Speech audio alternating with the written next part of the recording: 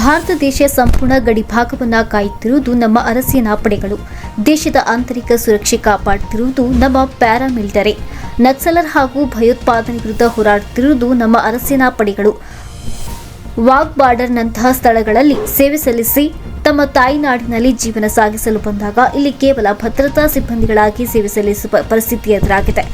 ಸರ್ಕಾರದ ನಿಯಮಗಳ ಪ್ರಕಾರ ಸೈನಿಕ ಎಂಬ ಪರಿಭಾಷೆಯಲ್ಲಿ ನಮ್ಮನ್ನ ಹೊರಗಿಡಲಾಗಿದೆ. ಕೇವಲ ಕಂದಾಯ ಇಲಾಖೆಯಲ್ಲಿ ಮಾತ್ರ ನಮ್ಮನ್ನು ಗುರುತಿಸಲಾಗುತ್ತಿದ್ದು, ಅರಸೇನಾ ಪಡೆಗಳ ಕೂಗನ್ನ ಸರ್ಕಾರಕ್ಕೆ ಮುಟ್ಟಿಸುವ ಸಲುವಾಗಿ ಫೆಬ್ರವರಿ 14ರಂದು ಪುಲ್ವಾಮಾ ದಾಳಿಯಲ್ಲಿ 44 ಯೋಧರು ಮೃತಪಟ್ಟಿರುವ ಕಹಿ ನೆನಪನ್ನ ಭಾವನಾತ್ಮಕವಾಗಿ ಸ್ಮರಿಸುತ್ತಾ ಕೇಂದ್ರೀಯ ಅರಸೇನಾ ಪಡೆಗಳ ಮಾಜಿ ಯೋಧರ ಕ್ಷೇಮಾಭಿವೃದ್ಧಿ ಸಂಘದ ವತಿಯಿಂದ ಬೃಹತ್ ಸಮಾವೇಶ ಆಯೋಜನೆ ಮಾಡಲಾಗಿದೆ.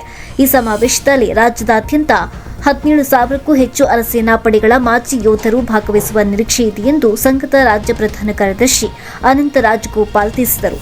ಕರ್ನಾಟಕ ಸಿಎಪಿಎಫ್ನ ಅಧ್ಯಕ್ಷರಾದ ನರಸಿಂಹಾರೆಡ್ಡಿ ಮಾತನಾಡಿ, ಮಾಜಿ ಯೋಧರು ಸರ್ಕಾರದ ಸೌಲಭ್ಯಗಳಿಂದ ವಂಚಿತರಾಗಿದ್ದಾರೆ.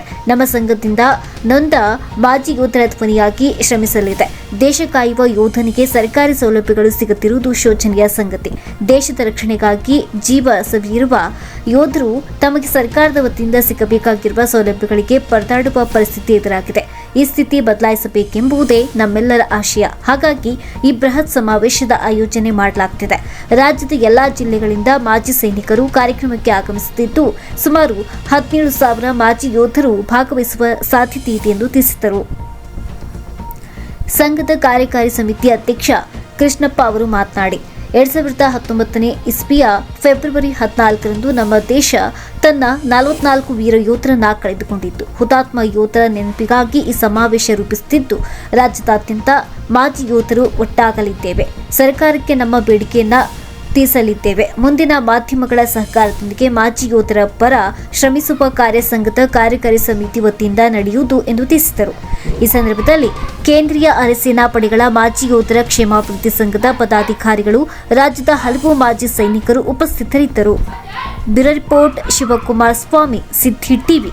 ಮೊದಲನೇದಾಗಿ ತಮ್ಮ ಮಾಧ್ಯಮಕ್ಕೆ ನಾನು ಒಂದು ಪ್ಯಾರಾಮಿಲಿಟರಿ ಮಾಜಿ ಸೈನಿಕರ ಹಾಗೂ ಸೈನಿಕರ ಸಮಸ್ಯೆಗಳನ್ನು ಜನಸಾಮಾನ್ಯರ ಮುಂದೆ ಇಡಬೇಕಾಗಿ ನಿಮಗೆ ನಾನು ಧನ್ಯವಾದ ಹೇಳಕ್ಕೆ ಬಯಸ್ತಿದ್ದೇನೆ. ತಮಗೆ ಗೊತ್ತಿರಲಿ, ಇವತ್ತು ಭಾರತದಲ್ಲಿ ಅರಸೇನಾ ಪಡೆಗಳಿಗೆ ಅತ್ಯಂತ ದೊಡ್ಡ ಜವಾಬ್ದಾರಿಯನ್ನು ಕೊಟ್ಟಿದ್ದಾರೆ. ಅದು ದೇಶದ ಗಡಿ ರಕ್ಷಣೆ ಆಗಿರ್ಬೋದು, ದೇಶದ ಜನರ ಸಂರಕ್ಷಣೆ ಆಗಿರ್ಬೋದು, ಸಂಪತ್ತಿನ ರಕ್ಷಣೆ ಆಗಿರ್ಬೋದು, ಅಥವಾ ಯಾವುದೇ ಮಂತ್ರಿಗಳಿರಲಿ, ಯಾವುದೇ ಅಧಿಕಾರಿಗಳಿರಲಿ, ಅವರಿಗೆಲ್ಲ ಸಂರಕ್ಷಣೆ ಕೊಡುವಂಥದ್ದು ನಮ್ಮ ಪ್ಯಾರಾಮಿಲಿಟರಿ ಸೈನಿಕರು. ಪುಲ್ವಾಮಾದಲ್ಲಿ ಫೆಬ್ರವರಿ 14ನೇ ತಾರೀಕಂದು ಮಾಡಿದ ನಮ್ಮ ಸೈನಿಕರು ಏನಿದ್ದಾರೆ, ಅವರ ಆತ್ಮಕ್ಕೆ ಶಾಂತಿ ಸಿಗಬೇಕಾದ್ರೆ ಅವರ ಕುಟುಂಬಗಳಿಗೆ ಸಿಗುವಂತ ನ್ಯಾಯ ಸಿಗಬೇಕು. ಕೇಂದ್ರ ಸರ್ಕಾರ ಹಾಗೂ ರಾಜ್ಯ ಸರ್ಕಾರಗಳು ಅವರಿಗೆ ಬೇಕಾದ ಸೌಲಭ್ಯವನ್ನು ಒದಗಿಸುವ ನಿಟ್ಟಿನಲ್ಲಿ ಅವರು ಕಾರ್ಯಪ್ರವೃತ್ತರಾಗಬೇಕು. ಇವತ್ತು ನಮ್ಮಿಂದ ಎಲ್ಲ ಕೆಲಸ ಮಾಡ್ತಾ ಇದ್ದಾರೆ. ಅನೇಕ ಸೈನಿಕರು ತನ್ನ ದೇಶಕ್ಕಾಗಿ ತಮ್ಮ ಪ್ರಾಣವನ್ನು ತ್ಯಾಗ ಮಾಡ್ತಾ ಇದ್ದಾರೆ.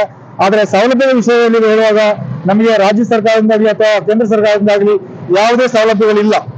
ಆದ ಕಾರಣ ತಮ್ಮ ಮಾಧ್ಯಮದ ಮೂಲಕ ನಾನು ಸರ್ಕಾರದ ಮೇಲೆ ಒತ್ತಡವನ್ನು ಬಯಸ್ತಾ ಇದ್ದೇನೆ. ಆದಷ್ಟು ಬೇಗ ನಮ್ಮ ಕಷ್ಟಗಳಿಗೆ ಸ್ಪಂದಿಸಿ ಸೇನಾ ಪಡೆಗಳಿಗೆ ಸಿಗುವಂತ ಎಲ್ಲ ಸೌಲಭ್ಯಗಳನ್ನು ನಮ್ಮ ಅರಸೇನಾ ಪಡೆಗಳಿಗೆ ಕೊಡಬೇಕು ಅಂತ ಹೇಳಿ ನಾನು ವಿನಂತಿಯನ್ನು ಮಾಡ್ತಾ ಇದ್ದೇನೆ. ನಮಸ್ತೆ, ನಾನು ಗೋಪಾಲ್ ಅಂತ ಕೇಂದ್ರೀಯ ಅರಸೇನಾ ಪಡೆಗಳ ಮಾಜಿ ಯೋಧರ ಕ್ಷೇಮಾಭಿವೃದ್ಧಿ ಸಂಘಕ್ಕೆ ಪ್ರಧಾನ ಕಾರ್ಯದರ್ಶಿಯಾಗಿ ಕಾರ್ಯನಿರ್ವಹಿಸ್ತಾ ಇದ್ದೀನಿ. ಇವತ್ತು ನಮ್ಮ ಒಂದು ಕೂಗು ಸರ್ಕಾರದ ಮಟ್ಟದಲ್ಲಿ ಕೇಳಲಿ ಅಂತೇಳಿ ನಾವು ಈ ಒಂದು ಫೆಬ್ರವರಿ 14ರಂದು ಏನು ಒಂದು ಕಹಿ ಸ್ಮರಣಾರ್ಥ ಪುಲ್ವಾಮಾ ದಾಳಿಯಲ್ಲಿ 44 ಜನ ಕಳೆದುಕೊಂಡಿರೋದ್ರ ಬಗ್ಗೆ, ಅದರ ಬಗ್ಗೆ ಒಂದು ಸಮಾವೇಶನವನ್ನು ಮಾಡಬೇಕು, ಅವರ ಪುಣ್ಯತಿಥಿ ಮತ್ತು ಸಮಾವೇಶನ ಮಾಡಬೇಕು ಅಂತ ತಿಳ್ಕೊಂತಾ ಇದೀವಿ. ಸರ್ಕಾರ ಕಾಲ ಹೋಗ್ತಾ ಇದ್ದಂಗೆಲ್ಲ ನಮ್ಗೆ ಹಲವಾರು ಸೌಲಭ್ಯಗಳನ್ನು ಕೊಟ್ಟಿದೆ, ಆದ್ರೆ ನಮ್ಗೆ ಕೈಗೆಟ್ತಾ ಇಲ್ಲ. ಕಾರಣ ಏನು ಅಂದ್ರೆ ನಮ್ಗೆ ಬೋರ್ಡ್ ಇಲ್ಲ. ಮುಖ್ಯವಾದಂತ ಬೇಡಿಕೆ ಆದಂತ ನಮ್ಮ ಬೋರ್ಡ್, ಇವತ್ತು ಸೈನಿಕ ಬೋರ್ಡ್ ತರ ನಮ್ಮ ಪ್ಯಾರಾಮಿಲಿಟರಿ ಬೋರ್ಡ್ಗೆ ಅರಸೇನಾ ಬೋರ್ಡ್ ಇಲ್ಲ. ಇನ್ನು ಎರಡನೇದೇನಪ್ಪಾ ಅಂದ್ರೆ ನಮ್ಗೆ ಎಕ್ಸ್ಮ್ಯಾನ್ ಸ್ಟೇಟಸ್, ಸರ್ಕಾರಿ ನೌಕರಿಗಳಲ್ಲಿ ನಮ್ಗೆ ಎಕ್ಸ್ಮ್ಯಾನ್ ಸ್ಟೇಟಸ್ ಇಲ್ಲ. ಈಗ ವಾಘಾ ಬಾರ್ಡರ್ ಅಲ್ಲಿ ಕೆಲಸ ಮಾಡಿರ್ತಕ್ಕಂಥವ್ರು, ಈಗ CRPF ಅಲ್ಲಿ ಕೋಬ್ರಾ ಕಮಾಂಡೋದಲ್ಲಿ ಕೆಲಸ ಮಾಡಿರ್ತಕ್ಕಂಥವ್ರು, ಅವ್ರು ಬಂದ್ಬಿಟ್ಟು ಇಲ್ಲಿ ಸೆಕ್ಯೂರಿಟಿ ಕೆಲಸಗಳಿಗೆ ಸೀಮಿತ ಆಗ್ತಾರೆ ಅಂದ್ರೆ ಎಂತ ಒಂದು ವಿಪರ್ಯಾಸ ಅಂತ ಹೇಳ್ಬಿಟ್ಟು ನೀವು ಮಾಧ್ಯಮದವರು ಸರ್ಕಾರಕ್ಕೆ ನೀವು ತಲುಪಿಸ್ಬೇಕು ಅಂತ ಈ ಮೂಲಕ ಕೇಳ್ಕೊಳ್ತಾ ಇದ್ದೀನಿ.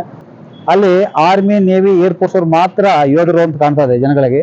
ಆದ್ರೆ ಪ್ಯಾರಾಮಿಲಿಟರಿಯಲ್ಲಿ ನಮಗೊಂದು 5 ಫೋರ್ಸ್ ಬರ್ತವೆ: CRPF, BSF, ITBP, SSB, CISF, ಈ ತರ ಎಲ್ಲರೂ ನಾವು ಪ್ಯಾರಾಮಿಲಿಟರಿಯಲ್ಲಿ ಬರ್ತೇವೆ. CAPF ಅಂತೀವಿ. ಇವರು ಕೂಡ ಏನಾದ್ರೂ ಕೂಡ ಯೋಧರು ಅಂತಾರೆ ಹೊರತು ಯೋಧರಿಗೆ ಕೊಟ್ಟಿರುವಂತ ಯಾವುದೇ ಒಂದು ಸ್ಪೆಷಾಲಿಟಿ ನಮ್ಮ ಜವಾನ್ ಸಿಗ್ತಾ ಇಲ್ಲ.